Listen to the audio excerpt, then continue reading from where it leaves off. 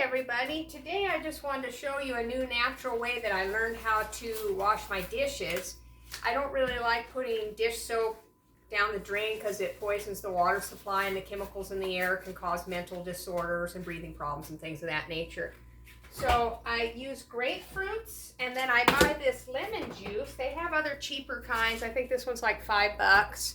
I get it at Fry's or Sprouts. They have some at Walmart. It's just a plain lemon juice with no preservatives. They do also have one that's just a little bit cheaper that lasts a lot longer, you know, that does have some preservatives in it. But I try to use the non-preservative because lots of people are dumping pills and all kinds of other things into the drain, and they don't know how those things are mixing together and reacting in the water supply. So I take a grapefruit and I cut it into a bunch of cubes or little chunks like this. And then I use that to wash all my pots and pans. Now, you're probably going to want to research and see if the grapefruit will eat into whatever type of pot and pan. If you have one with coating, it may not be as safe. I use it on steel ones. And then I have some,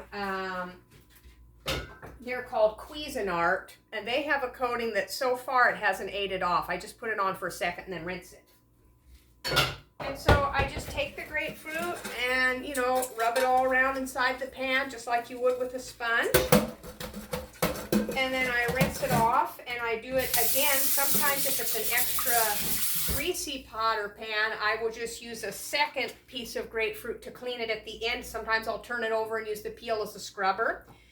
Also, one of the benefits of doing this is you can use, or the lemon and the grapefruit are smells that repel cockroaches.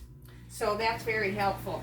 And then with all the dishes, I just do the same thing. I just get a clean piece every so often and just scrub it out and then rinse it and dry it and put it away, and that's about it.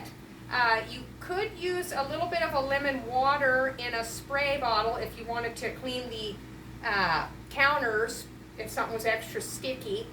But you do, like I said, want to be sure that it won't damage whatever kind of surface you have in your kitchen.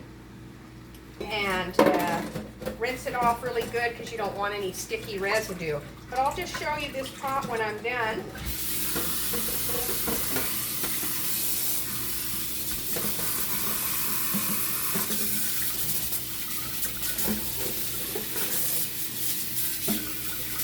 And then I just throw the grapefruit peels away.